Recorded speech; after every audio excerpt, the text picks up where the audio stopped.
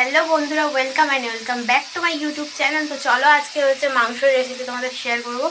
তো তোমরা পুরো ভিডিওটা দেখতে থাকো, একটু স্কিপ না করে, নাহলে কিন্তু কিছুই বুঝতে পারবে না। আচ্ছা। তো যারা মাংস রান্না করতে পারো না তাদের জন্য এই ভিডিওটা।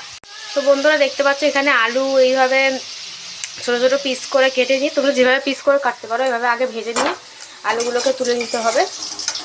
আমি আলুটা ভেজে, বন্ধুরা দেখো এখানে আমার আলুটা ভেজে আমি তুলে নিয়েছি। এরপর হচ্ছে মশলার পালা। এখানে আমি মশলাটা ছাড়ানো দেখানো ভুলে গেছি। তো এর মধ্যে আমি ইউজ করেছি আদা রসুন পেঁয়াজ গোটা গোটা আর গোটা জিরে নিয়ে ব্লেন্ডারে ব্লেন্ড করে দিয়েছি। এবার এই যে গরম তেলটা দেখতে পাচ্ছ, এই গরম তেলের মধ্যে পুরো পেস্টটা ঢেলে দেবো।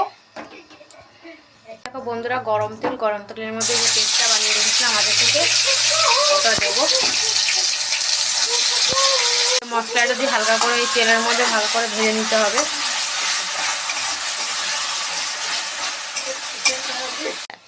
এই দিলাম হলুদ গুঁড়ো, দিলাম ধনে গুঁড়ো, দিলাম লঙ্কার গুঁড়ো,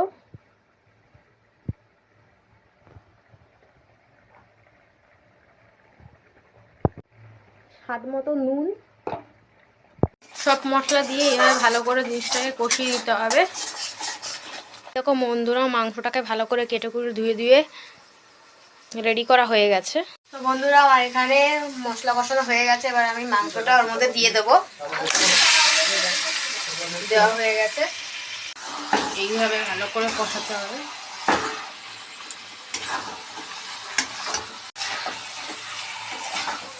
এইভাবে ভালো করে মাংসের গায়ে মশলাটা মিশিয়ে নেবে।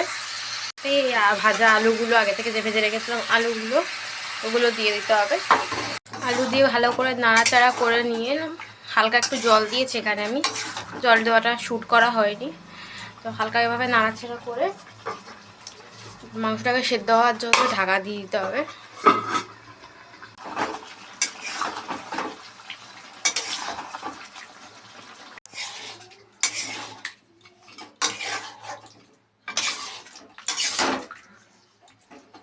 তো বন্ধুরা আমার মাংস রান্না শেষ। তো তোমরা একবার ট্রাই করে দেখো অবশ্যই বাড়িতে।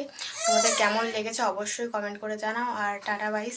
আজকের ভিডিওটা এতটাই। ভিডিওটা ভালো লাগলে অবশ্যই একটা লাইক, একটা কমেন্ট, একটা শেয়ার করে দিও। শেয়ার আর কি করবে, যাই হোক, দেখো করো। আর আমার চ্যানেলটা গিয়ে সাবস্ক্রাইব করে দাও। Tata guys.